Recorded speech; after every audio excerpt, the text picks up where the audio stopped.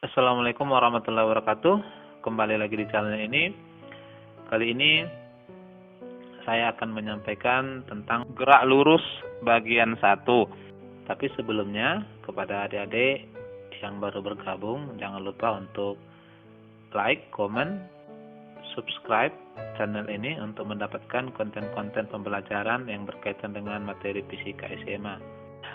Sebelumnya kita lihat dulu tujuan pembelajaran. Setelah mengikuti pembelajaran, peserta didik diharapkan mampu: 1. Mendeskripsikan pengertian gerak. Yang kedua, membedakan pengertian jarak dan perpindahan. Ketiga, menentukan jarak dan perpindahan. Keempat, mendeskripsikan perbedaan kelajuan dan kecepatan.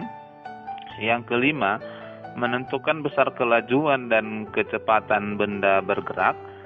Keenam, mendeskripsikan pengertian percepatan. Dan yang ketujuh, menggambarkan grafik kecepatan dan perpindahan benda bergerak lurus beraturan secara jujur, teliti, dan mempresentasikannya. Oke, kita akan lihat pada kesempatan ini gerak pada satu arah. Yang pertama kita lihat dulu besaran gerak. Nah, bergerak atau diam itu adalah relatif bergantung pada benda lain yang kita gunakan sebagai acuan. Benda dikatakan bergerak jika kedudukan benda itu mengalami perubahan terhadap acuannya, atau jika posisi benda itu mengalami perubahan terhadap acuannya. Misalnya seperti ilustrasi berikut. Ini adalah sebuah mobil ya yang bergerak, kemudian di depannya ada seorang pengamat. Nah, ketika posisi mobil berubah terhadap pengamat, maka mobil kita sebut bergerak seperti ini. Pada posisi ini maka kita sebutlah mobil bergerak. Namun dalam hal ini ya, mobil tidak bergerak terhadap supirnya, hanya bergerak terhadap pengamat. Itulah makna dari bergerak. Baik, gerak pada dasarnya adalah bagian dari ilmu mekanika ya. Ini ilmu fisika yang klasik sekali.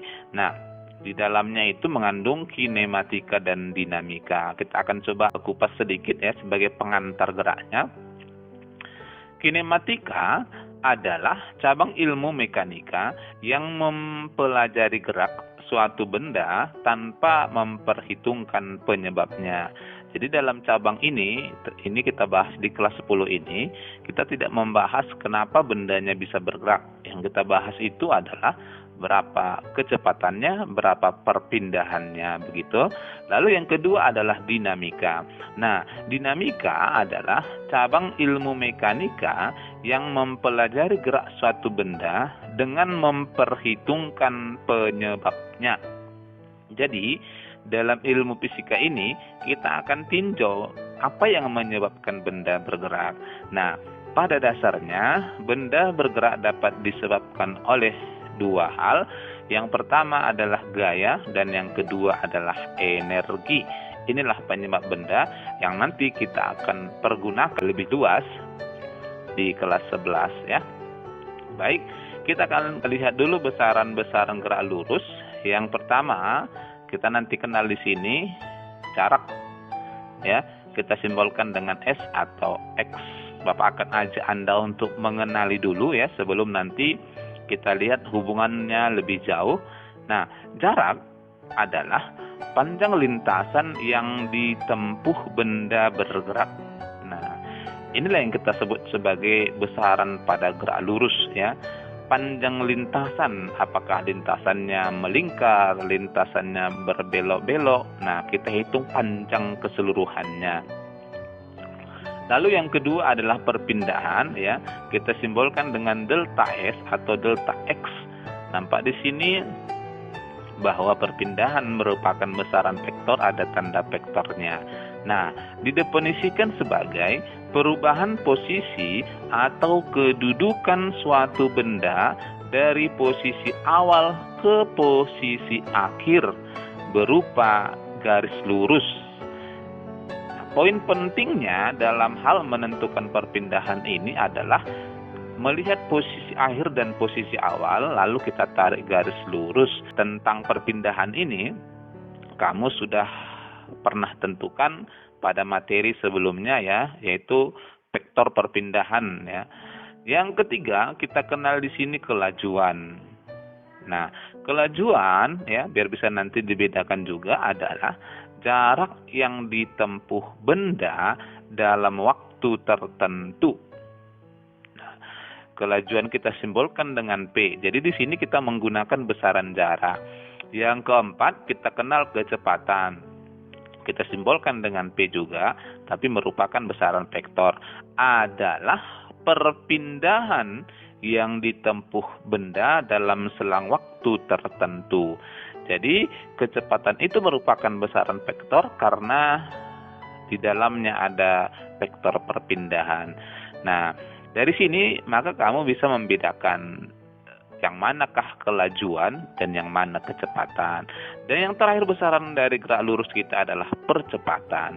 Nah, percepatan adalah perubahan kecepatan yang dialami benda dalam selang waktu tertentu.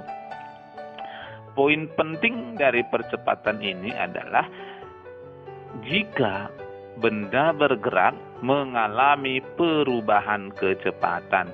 Selama benda tidak mengalami perubahan kecepatan, maka percepatan yang kita simbolkan dengan A ini tidak memiliki nilai.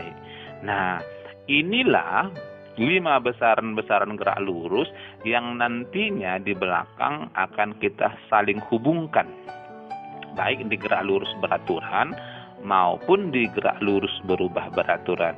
Sehingga di awal sengaja Bapak memperkenalkan dulu ya. Baik, kita lihat dulu yang pertama, kita akan kupas jarak dan perpindahan. Dari pengertian tadi, Bapak ajak kamu langsung melihat contoh ini. Rudi bergerak ke arah timur sejauh 50 meter, kemudian bergerak lagi ke barat sejauh 30 meter. Berapa besar jarak yang ditempuh dan perpindahan Rudi? Nah, berkaitan dengan ini, Bapak ajak kamu mengilustrasikan gerakan Rudi. Yang pertama, Rudi posisi awalnya berada di barat dan bergerak ke arah timur sejauh 50 meter seperti ini. Ya, kemudian sesampainya di timur, maka Rudi berbalik arah ke barat sejauh 30 meter seperti ini. Maka dari sini kita coba tentukan posisi dari Rudi ya, seperti ini Bapak Uwan. Dan dari jarak yang ditempuh tadi kita bisa bagi-bagi bahwa posisi A ke C itu panjangnya 50 meter, dan dari keterangannya tadi C ke B itu 30 meter, maka dapat kita simpulkan bahwa A ke B itu 20 meter. Dari situ maka jarak yang ditempuh Rudi ya adalah tadi panjang lintasan yang ditempuh benda, berarti panjang lintasan A, C ke B ya. Dari sini adalah AC tambah CB. Nah, dapatlah kita hasilnya 50 meter tambah 30 meter. Ternyata panjang lintasan Rudi adalah 80 meter. Yang berikut perpindahan Rudi. Nah, perpindahan Rudi adalah memperhatikan posisi akhir dan posisi awal. Posisi akhirnya di mana? Posisi akhir di B, posisi awal di A. Nah, tinggal kita lihat, maka perpindahan Rudi adalah 20 meter ya. Oke, itu barangkali contoh penerapan dari jarak dan perpindahan. Nah, jarak ya hanya besaran yang memiliki nilai tanpa arah. Jadi jarak merupakan besaran skalar. Sementara perpindahan selain memiliki besar, juga memiliki arah, jadi merupakan besaran vektor. Maka perlu sekali kita perhatikan di sini arahnya. Ini misalkan ilustrasinya, seseorang bergerak ke arah sumbu X positif dan seseorang bergerak ke arah sumbu X negatif. Makna gerakan orang tersebut berbeda ya. Perpindahan dinyatakan positif jika benda bergerak dari kiri ke kanan searah sumbu X positif, dan perpindahan dinyatakan negatif. Arti negatif di sini menyatakan arah saja, ya. Jika benda bergerak dari kanan ke kiri searah sum X negatif. Baik, yang berikut kita bahas kelajuan dan kecepatan. Kita lihat dulu kelajuan. Nah, dari awal tadi sudah kita lihat pengertiannya. Jadi kelajuan adalah merupakan besaran skalar, ya.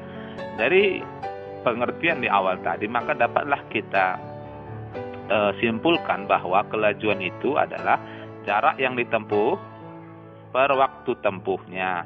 Nah, dari sini kita ambil lebih sederhananya bahwa kelajuan itu adalah jarak tempuh kita sebut sebagai S, waktu tempuhnya kita sebut sebagai T. Nah, di sini satuan kelajuan adalah meter per sekon, ya. Lalu yang kedua kecepatan. Nah, kecepatan tadi merupakan besaran vektor. Dari pengertian di awal tadi, maka dapat kita simpulkan bahwa kecepatan itu adalah perpindahan dibagi waktu tempuh. Nah, sehingga dapat kita tuliskan bahwa persamaan kecepatannya adalah delta S per T atau delta S per delta T. Ini bisa beda-beda tergantung nanti kita tafsirkan ada T1, ada T2 gitu ya, sehingga kita pergunakan delta sebagai selisih. Nah, di sini satuannya sama dengan kelajuan, ya, meter per sekon. Lalu yang ketiga adalah percepatan dan perlambatan. Nah, karena selama bergerak, kecepatan benda selalu berubah-ubah, ya, jarang gerak benda itu kecepatannya tetap. Nah, oleh karena itu, maka dalam hal ini kita akan pergunakan istilah percepatan rata-rata, ya, karena selama bergerak pastinya benda itu perubahan kecepatannya bukan hanya sekali dua kali, bahkan berulang kali. Oleh karena itu yang mana kita pakai? Nah, untuk itu maka kita pergunakan istilah percepatan rata-rata. Sama maknanya, ya. Nah, percepatan adalah perubahan kecepatan dalam selang waktu tertentu tadi. Jadi dapat kita tuliskan delta P per delta T. Delta itu adalah selisih, maka kita bisa uraikan menjadi P2 dikurang P1 per T2 kurang P1. Jika P2 lebih besar dari P1, berarti kecepatannya makin lama makin besar, kita sebut benda mengalami percepatan. Tetapi jika P2 ya lebih kecil dari P1, artinya makin lama kecepatannya makin turun, maka dalam hal ini benda kita sebut mengalami perlambatan, ya. Contohnya ini misalnya mobil yang direm. Oke, satuan dari percepatan adalah meter per sekon kuadrat. Contoh ini, sebuah mobil bergerak dari kota X sejauh 10 km arah timur. Setelah itu, mobil kemudian belok ke arah selatan dan bergerak sejauh 3 km dan berbelok lagi ke arah barat, bergerak sejauh 6 km hingga tiba di kota Y. Jika waktu tempuh mobil dari kota X sampai kota Y adalah 0,5 jam, tentukan kelajuan dan kecepatan mobil tersebut. Oke, kita akan bahas, tapi kita akan ikuti dulu gerakannya, ya, ilustrasikan. Pertama, kita lihat dulu gerak mobilnya, bergerak ke arah timur sejauh 10 km seperti ini. Kemudian sesampainya di timur, mobil bergerak belok ke arah selatan sejauh 3 km seperti ini. Dan sesampainya di selatan, mobil berbelok ke arah barat sejauh 6 km seperti ini. Maka inilah posisi kota Y, ya. Dari sini dapat kita simpulkan bahwa jarak tempuh mobil adalah panjang lintasannya. Kita hitung 10 tambah 3 tambah 6 km, kita dapatkan 19 km. Nah, lalu kita coba juga tentukan perpindahannya untuk menentukan kecepatannya. Perpindahan yang ditempuh mobil adalah jarak X dengan Y. Untuk menentukan ini, kita bisa buat garis bantu, ya, sehingga nanti membentuk sebuah segitiga seperti ini. Maka dapat di sini kita lihat bahwa XY itu adalah sisi miring dari segitiga ini. Dapat kita tentukan bahwa jarak XY adalah akar dari 4 kuadrat tambah 3 kuadrat, ya, dapat 5 km, ya kan. Yang berikut kelajuan mobil. Seperti definisi di awal tadi, kelajuan adalah jarak yang ditempuh per waktu tempuh. Oke, kita lihat jaraknya tadi 19 km, waktu tempuhnya 0,5, maka dapatlah kelajuan mobil adalah 38 km per jam. Sementara kecepatan mobilnya adalah perpindahan dibagi waktu tempuh. Perpindahan adalah 5 km dan waktu tempuhnya adalah 0,5, sehingga dapat kita 10 km per jam. Nah, melalui contoh ini ya secara spesifik kamu bisa bedakan mana yang dimaksud dengan kelajuan dan kecepatan mobil. Baik, kita akan lanjutkan dulu gerak lurus beraturan ya. Gerak lurus beraturan adalah gerak benda pada lintasan lurus dengan kecepatan tetap. Contoh GLB ya, contoh gerak lurusnya ini adalah mobil yang bergerak di jalan bebas hambatan dengan kecepatan konstan. Ini merupakan karakteristiknya. Misalnya seperti mobil di jalan tol ini, jadi dipertahankan kecepatannya tetap, itulah yang kita sebut sebagai gerak lurus beraturan. Dari sini kita lihat karakteristik dari GLB-nya. Yang pertama adalah bergerak dalam lintasan garis lurus. Yang kedua, kecepatannya selalu tetap. Yang ketiga, karena kecepatannya konstan, maka percepatannya 0. Inilah karakteristiknya. Ya, tadi besarannya sama, bahwa kecepatan itu adalah perpindahan dibagi selang waktu, gitu ya. Nah, bisa juga kita buat delta S kalau kita mau uraikan T-nya per T kurang T0. Dalam pengamatan kita pastinya waktu awal itu selalu 0 ya, awal kita bergerak. Maka dapat juga kita tuliskan bahwa P sama dengan delta S per T ya. Nah, delta S di sini adalah S T kurang S0 per T.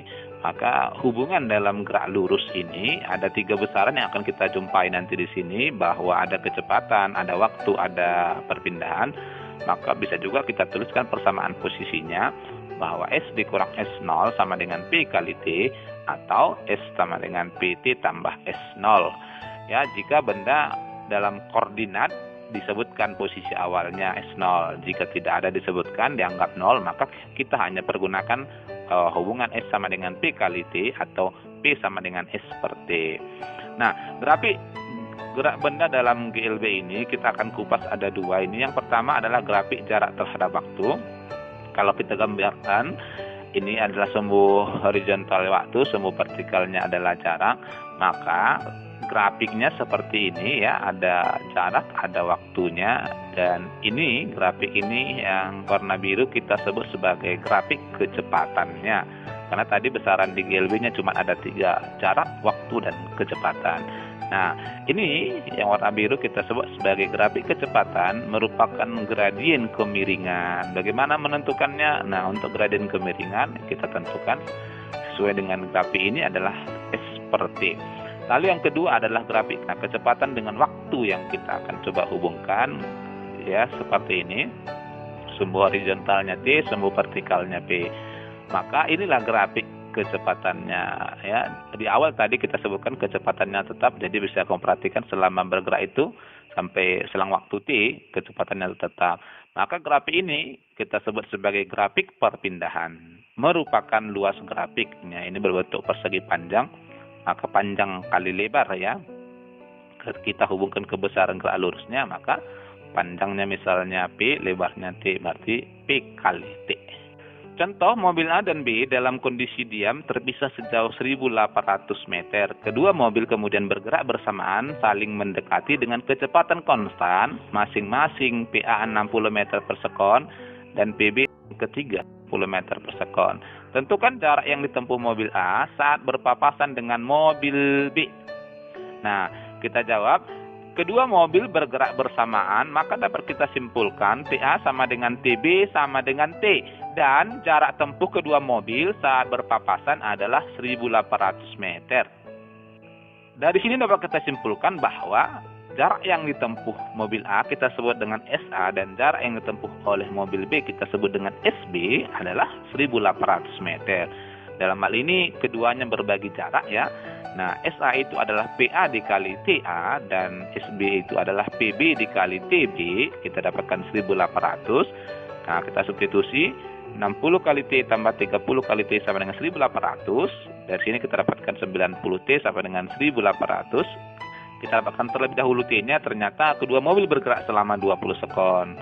Setelah itu kita tinggal pergunakan bahwa cara hitung tempuh mobil A adalah PA dikali T, 60 kali 20 sama dengan 1200 meter. Nah, inilah jarak yang ditempuh oleh mobil A. Jika kamu ditanya berapa jarak yang ditempuh oleh mobil B, tinggal kita kurangkan saja ya.